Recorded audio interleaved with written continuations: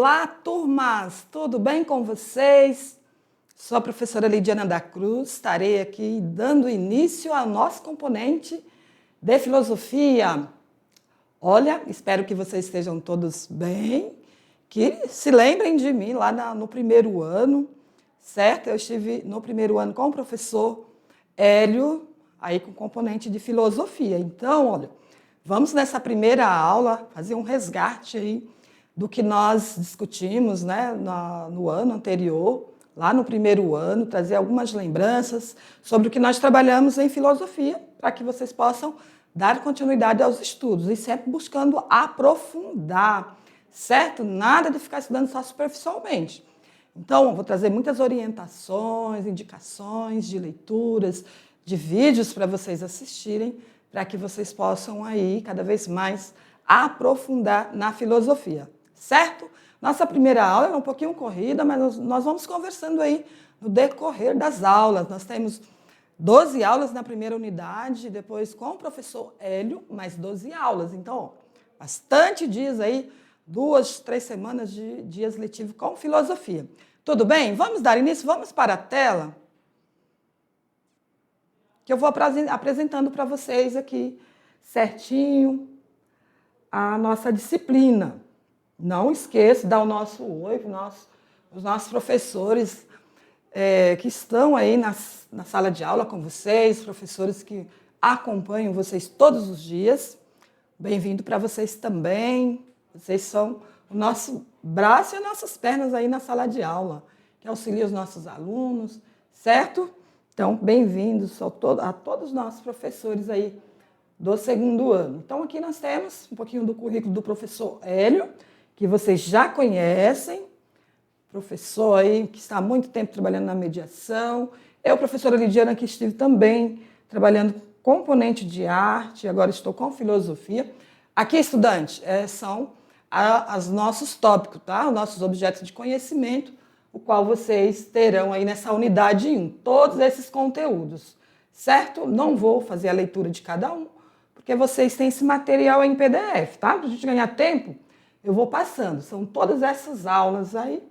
E aula 11, revisão geral e avaliação. Aula 12, revisão e avaliação de recuperação, caso alguém precise, certo? E a nossa primeira aula é a 1.1. O nosso tópico dessa aula, com o tema geral, o conhecimento e a verdade. Vamos, então, trabalhar aí sobre o que é gnoseologia, o ato de conhecer e modos de conhecer. E também vamos finalizar com a verdade. E desde já, eu já faço essa pergunta. Estudante, vamos falar sobre atos de conhecer, como conhecer. Então, vocês, ao longo desta unidade 1, vão estudar aí sobre vários tipos de conhecimento, certo? Aí eu faço essa primeira pergunta. Para que serve o conhecimento? E o que é a verdade? Faça essas reflexões aí nesse momento, nesse início de aula. Para que serve o conhecimento? Vamos falando aí entre vocês. Enquanto eu tomo uma água aqui, volta para a tela, enquanto vocês vão pensando também. Vou tomar uma água, porque a garganta já esquentou, né? Na verdade, ela esfriou aqui com o ar-condicionado. Então, para que serve o conhecimento, estudante? E a verdade? Será que a verdade ela é universal? A verdade vai ser igual para todos? O que vocês acham? Pensaram, conversaram, conseguiram aí falar algo sobre o que é conhecimento? Vocês vão dizer, conhecimento é tudo que nós aprendemos aqui na escola. Sim, são todas as áreas, né, de conhecimento que vocês estudam. E são várias áreas. O conhecimento ele não é apenas uma área, é a área da lógica, a matemática, a física, temos a química, a biologia, a língua portuguesa, filosofia, a arte. Olha quantas áreas de conhecimento. Cada área tem um objeto de conhecimento, certo? Vamos falar sobre isso logo mais. Então, conhecimento é isso. São essa diversidade de áreas, de ciências. E a verdade? O que é a verdade? Será que a nossa verdade é a mesma do outro? Será que nós enxergamos tudo como igual para todos? Tudo que nós observamos, enxergamos, né? Que vemos, tocamos, sentimos os cheiros, é igual para todos? Não, vamos descobrir que é relativo. A verdade, ela é relativa. Ela pode mudar de cultura para cultura, certo? Então, estudante, é isso que nós vamos aprender aqui no componente de filosofia, discutir sobre conhecimento, o que é a verdade, o que é método científico, né? O que é ciência, que todos esses conhecimentos são construídos por meio da ciência, da filosofia, certo? Então, vamos lá, foque aí na nossa aula, que vocês vão ter muito para aprender aí em filosofia, certo? Vamos para a tela. Vamos seguindo aqui. Eu trouxe para vocês um quadro para introduzir o que vocês já viram, né, no ano anterior, lá no primeiro ano, um pouco sobre a história da filosofia. Eu trouxe esse quadro simplificado para vocês entenderem os períodos, né, e qual o foco principal de cada período, e a cronologia dos períodos históricos aí. Essas datas, elas não são fechadinhas, né? Num ano, um período não inicia e termina aí, mas é mais ou menos essa datação. Então, nós temos o período pré-socrático, que é um período cosmológico, não vou explicar sobre isso porque não vai dar tempo. Período socrático, antropológico, né? Ali o período onde nós estudamos sobre Sócrates, Platão e Aristóteles, e também período helenístico, né? Então, todos esses 4 períodos aqui fazem parte da filosofia antiga. Ah, mas só tem esses 4 períodos na filosofia, professora? Não, tem mais 7 períodos aqui. Porém, esse aqui se surgiram nesse período antigo, cada um aí com seu objeto de conhecimento. Aqui nós temos a era medieval, que tiveram aí vários linhas, né? Podemos falar assim, correntes filosóficas, como a patrística e escolásticas. Tivemos logo, após esses períodos aí, né, essas correntes, o Renascimento, que veio com uma nova corrente filosófica, né, que introduziu aí também as obras greco-latinas e também com foco no homem, antropocentrismo e as questões políticas da época, e a era que é considerada também, Renascença, a era moderna. E tivemos aí Iluminismo e estamos... Qual era, professor? Essa. Era contemporânea. Então, aqui é só um resumão, né, desse quadro comparativo para vocês entenderem um pouco do que vocês já estudaram em filosofia, certo? No primeiro ano. E vamos para o primeiro tópico, gnoseologia. Né? Então, o que é isso, professora? Sobre o que a senhora está falando? Né? Então, eu trouxe até uma imagem aqui, ilustrativa, está pequenininha, vocês não vão conseguir enxergar bem, para explicar que a gnoseologia, tem outra forma de pronunciar, né? Mas eu vou aqui do meu jeito que eu conheço. Então, é o campo de estudos filosóficos que se dedica à questão do conhecimento, certo? Ou seja, logia, estudo do conhecimento. Essa área é conhecida também como teoria do conhecimento, ou vocês já ouviram falar muito sobre epistemologia, que é o quê? É a teoria do conhecimento, crítica do conhecimento. Vocês precisam se preocupar para decorar esse conceito? Não. Vocês não precisam decorar, precisam entender que esse termo aqui, ou a epistemologia, é uma área que estuda todo o conhecimento, a origem do conhecimento. Né? Ela busca o que? Analisar de maneira reflexiva o conhecimento humano, também entender a sua essência, a natureza, a origem da ação cognitiva, ou seja, a mente humana, do ato de conhecer, do conhecimento e teoria do conhecimento. Certo? Então, em um sentido mais amplo, podemos dizer então que que se diz em filosofia, lato sensu, conhecimento é a percepção ou consciência que se tem de algo. Tá? Então, nesse momento, vocês precisam se ater, tá, a esse conceito nesse sentido, de que é uma área que estuda o conhecimento, a origem do conhecimento.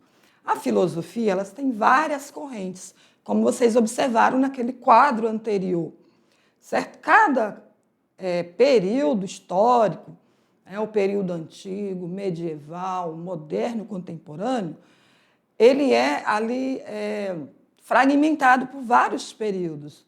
Nem todos os filósofos pensavam iguais, né? Então, um defendia uma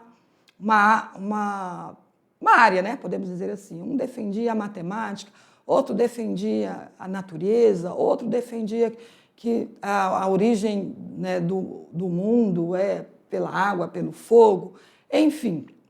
São várias correntes, cada um com sua verdade. O que eu preciso que vocês entendam que a verdade ela é relativa, porque nós vamos ter muitos pontos de vista, né?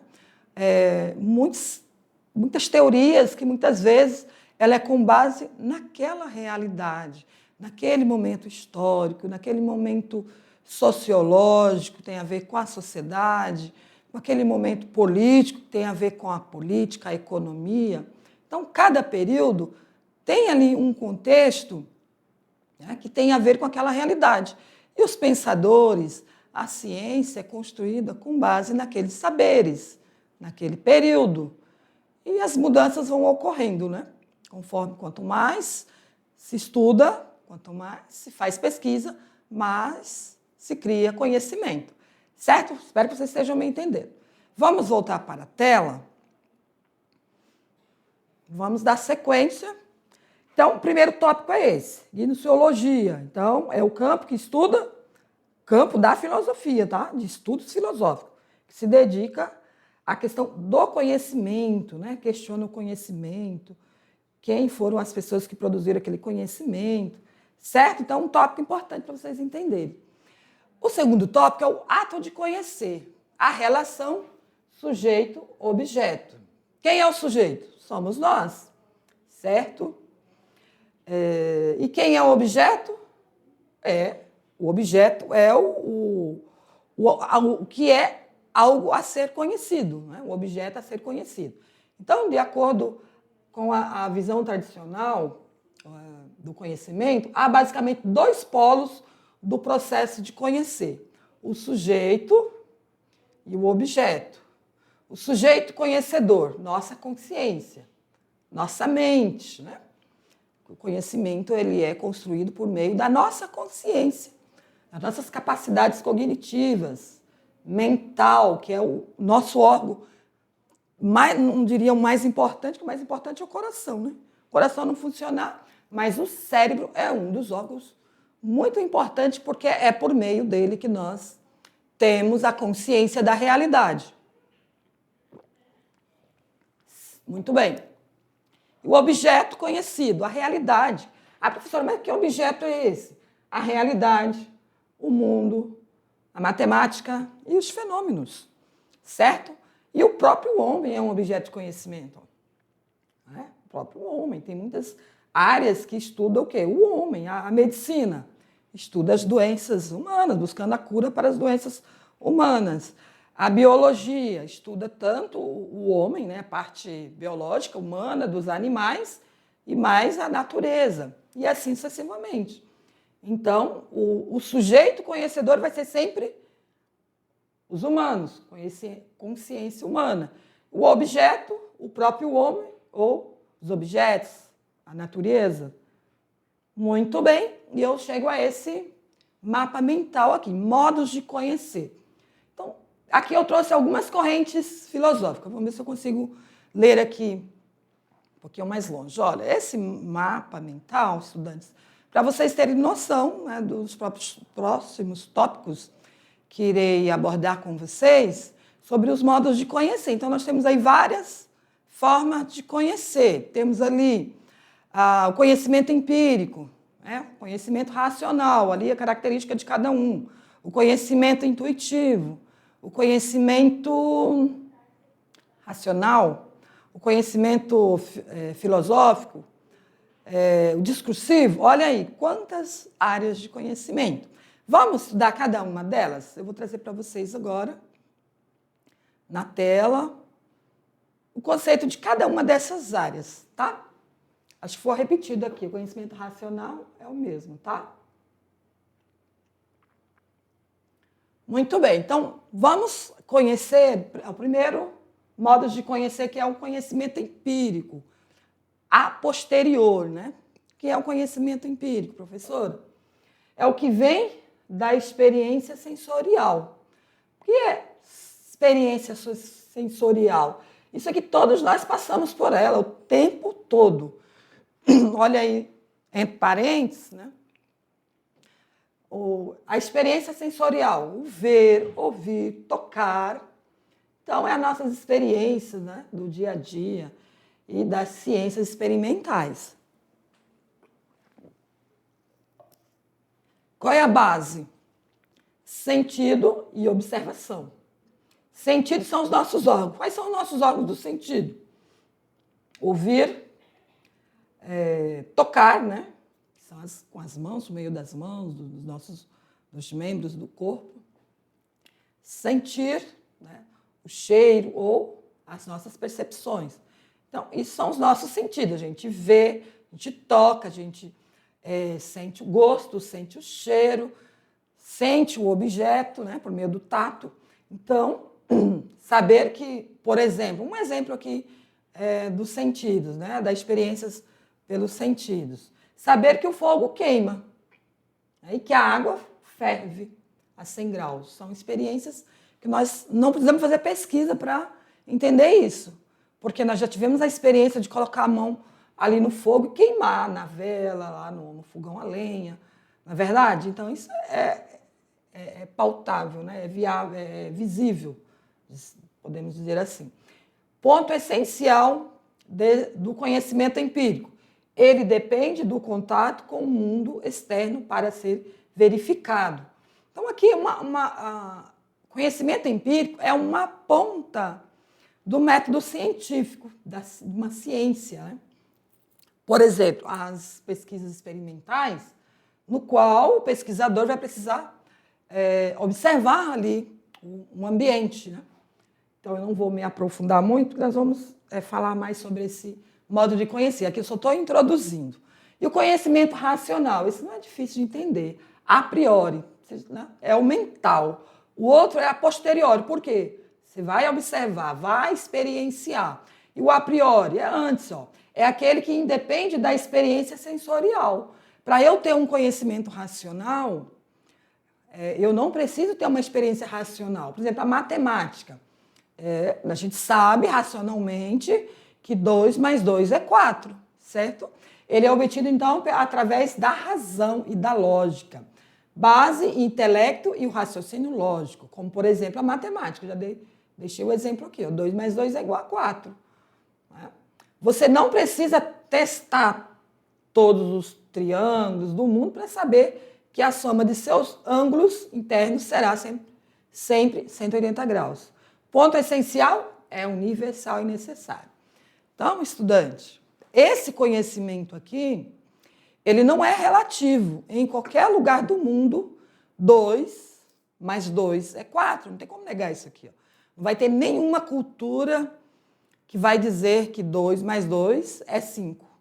Porque, logicamente, racionalmente, né, é 4. 2 objetos com mais 2 objetos, certo? Então, esse é um conhecimento que nós podemos dizer assim, uma verdade que a gente consegue provar, né? Que é a matemática em alguns contextos, não é? Geral também não. Tem questões da matemática que é meio subjetivo também, né? Certo? Então, pelo menos cálculos, né? A gente consegue ter essa certeza. É um conhecimento que nós sabemos que ele não é relativo, ele não vai ser diferente em outra cultura, certo? Então, aqui nós vimos sobre o conhecimento empírico, que são as nossas experiências com, né, os objetos, com o mundo, com os fenômenos da natureza. Então, é experiencial. Saber que o fogo dói e é quente, porque nós experienciamos isso. E o racional é esse conhecimento que a gente consegue ter ali uma comprovação lógica, né? Falando da matemática, ou da física, ou da química, né? Ele consegue provar ali aquele conhecimento, então ele é racional porque tem fórmulas para comprovar, certo? Voltando para a tela, nosso tempo passa muito rápido. Nossa. Vamos falar sobre o conhecimento filosófico. Esse, vocês já sabem, diferente da ciência, que foca em fatias da realidade, o conhecimento filosófico busca as causas primeiras e o sentido total das coisas. Aí vocês devem estar perguntando, professora, a filosofia é mais importante? Não. A filosofia é a base de todas as ciências. Eu não canso de me repetir. Não canso de repetir, na verdade. Né? Porque toda a área de conhecimento, antes é preciso fazer, então, reflexão filosófica. A base, então, é a reflexão crítica, questiona o rigor lógico, questiona a realidade, questiona o conhecimento. Né? A filosofia ela é crítica.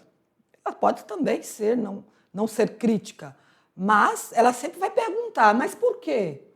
Mas por que isso? Por que aquilo? Sempre vai ter ali uma reflexão. O objetivo é analisar os conceitos com justiça, liberdade, ética, a própria natureza do conhecimento, ou seja, a epistemologia. Então, esse é o objetivo da filosofia. Mas todos os filósofos, professora, eles são justos? Eles trabalham pela liberdade, pela ética, pela própria natureza? Não, eu estou falando que é o objetivo da filosofia, não quer dizer que é o objetivo do filósofo, tá? Ponto essencial, é crítico e não aceita verdades prontas, sem antes questioná-las.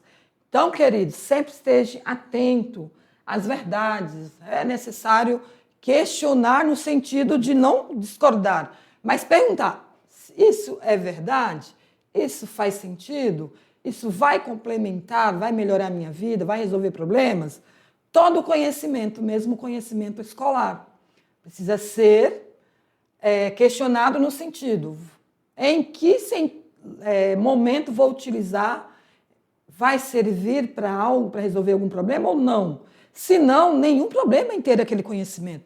Porém, eu preciso ter consciência de que aquele conhecimento vai ser aplicado em tal realidade. Baseia o conhecimento teológico. Esse é fácil, porque vocês sabem que tem a ver o quê? Com a religião, né? O conhecimento religioso. Baseia-se na aceitação de verdades por meio da fé e da revelação divina. Base, dogmas, textos sagrados e autoridade divina. Ponto essencial, contrário da filosofia. Ó. Religião é uma área, um campo de estudo. Filosofia é outra. Ele é infalível para quem crê e não exige prova racional ou experimental para ser aceito. Então, o conhecimento religioso tem base, então, nos textos sagrados, né? A Bíblia e outros livros. Tem o Ancorão, tem outros livros de diversas culturas, os que utilizam os textos bíblicos e os que não utilizam os textos bíblicos. São dogmas e tem lá o papel também da autoridade divina, não preciso nem falar que vocês já sabem. E o conhecimento intuitivo, professora? É mais um modo de conhecer. Quantos modos de conhecer a senhora trouxe aqui?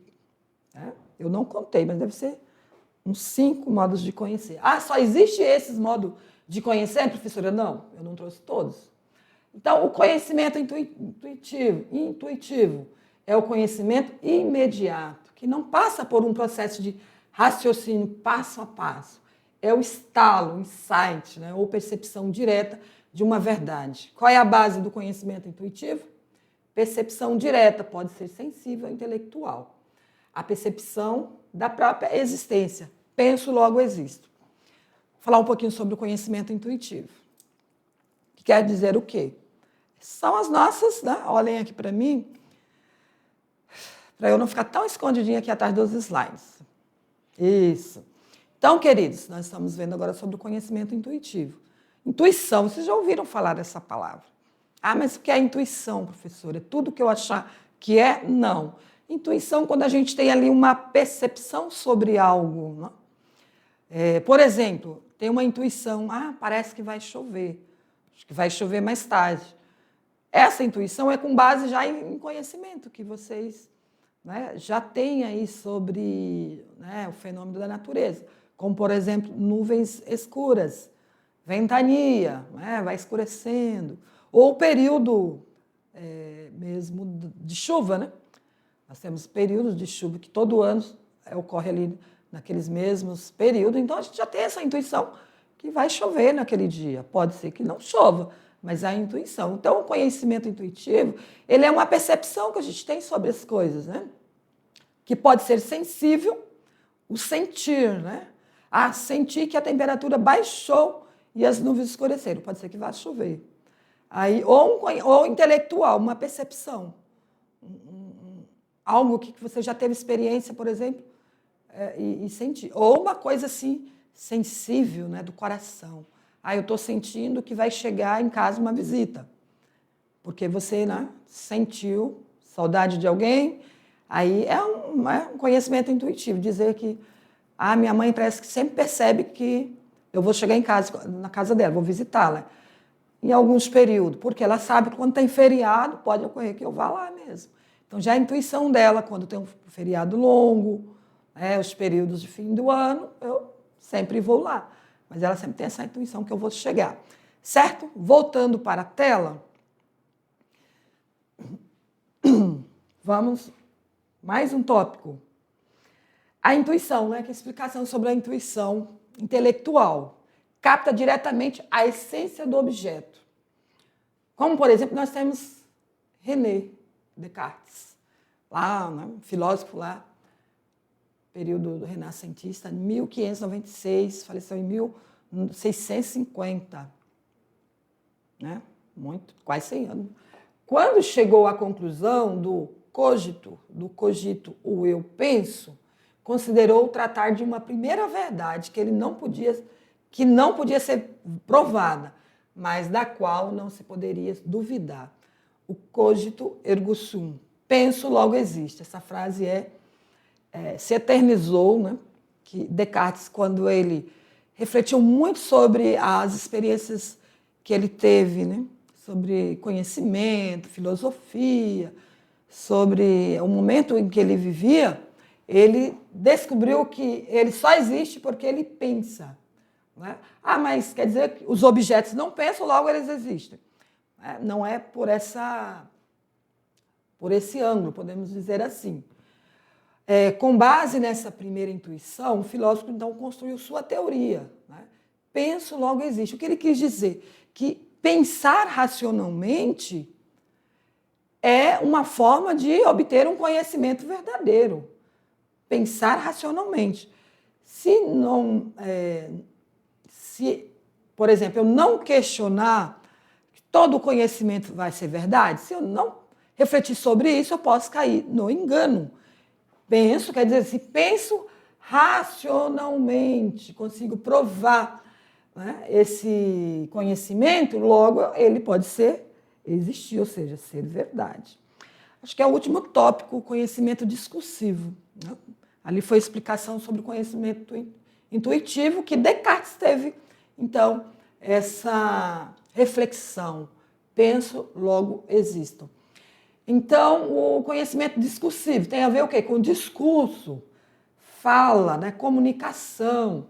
Ou seja, é a sobreposição da razão às informações concretas e imediatas que recebemos, que vão se organizando em conceitos ou ideias gerais. Tá? Essas ideias articuladas podem levar a demonstração e as conclusões que se consideram verdadeiras. Como, por exemplo, aqui nós temos um copo, né? Que é um conhecimento discursivo. Professor, não entendi nada que a senhora falou aí. Tá. O conhecimento discursivo envolve o quê? Julgamento, ideias, juízos, raciocínio, que levam à conclusão. Então, o conhecimento discursivo ele vai ter sempre o quê? Uma base ali, né? ou seja, ideias, juízo, raciocínio, ou seja, utiliza a abstração, né? É abstrato, por exemplo. Para falar aqui sobre o suco de laranja, eu tenho já um conhecimento abstrato sobre isso, que o copo existe, que existe também um suco de laranja. O conhecimento, então, se faz pelo equilíbrio entre intuição e razão. A ideia de copo é abstrata, porque não se refere a este copo particular, mas eu já conheço o conceito de copo. Né? Por exemplo, na língua portuguesa vai ser copo, em outra língua vai ter outro nome, porém ainda vai ser copo. Suco de laranja. Aqui nós temos o conhecimento abstrato sobre o suco de laranja, que é amarelo, o gosto é meio azedinho. Porém, quando eu me referi ao suco de laranja, pode ser o suco de laranja de qualquer local, qualquer cultura. Certo? Então, esse é o conhecimento discursivo.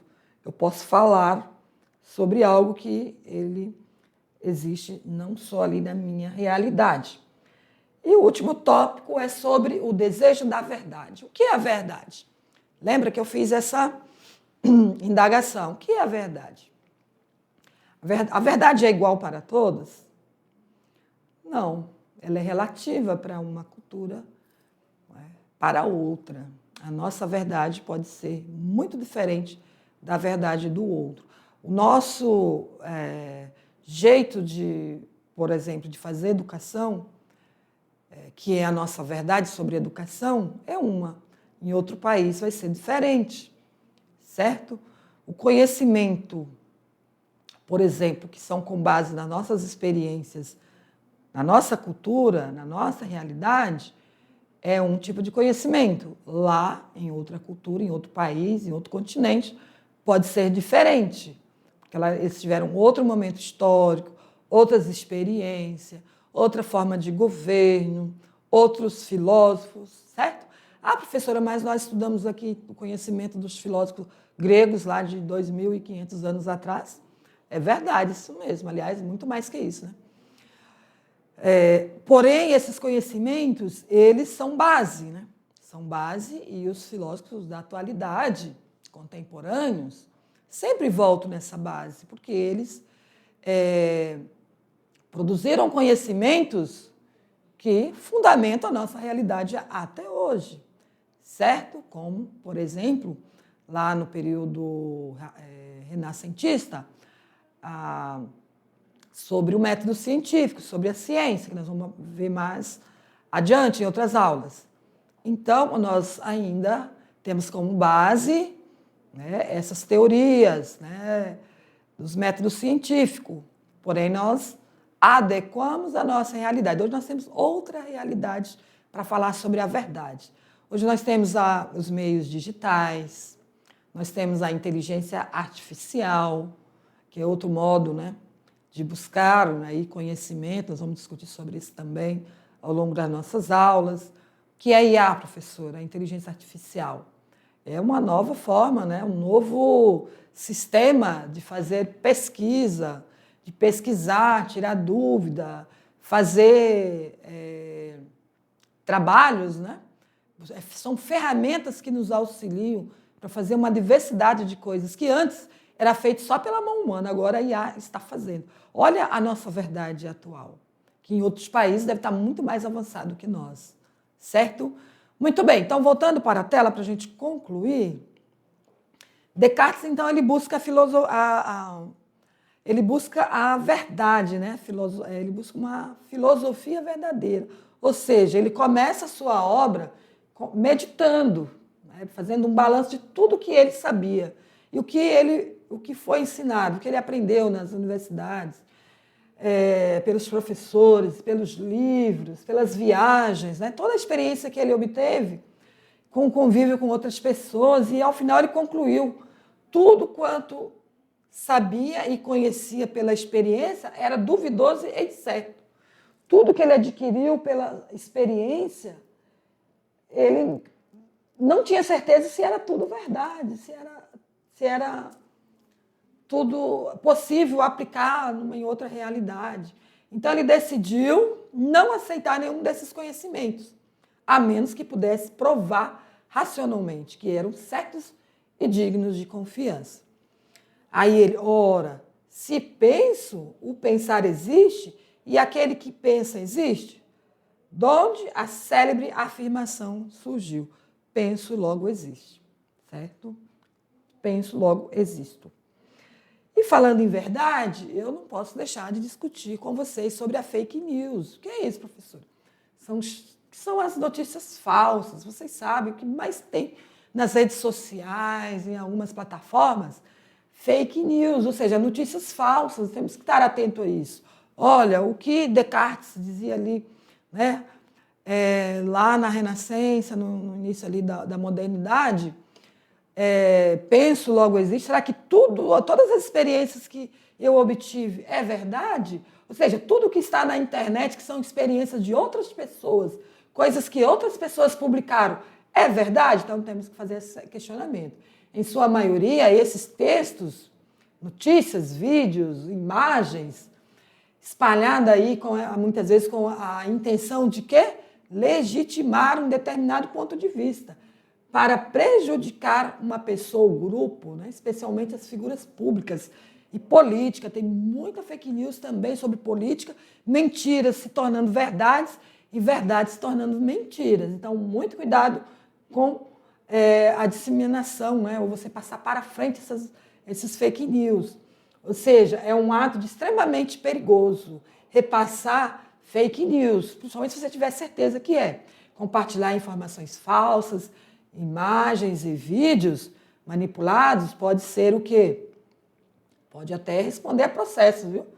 Ou publicações duvidosas pode acarretar sérios riscos à saúde pública. A pessoa afetada pode ficar doente, até chegar ao suicídio, como eu já tive informações em documentários de jovens que chegaram ao suicídio devido a uma mentira que foi espalhada, né? A mentira que inventaram sobre ela.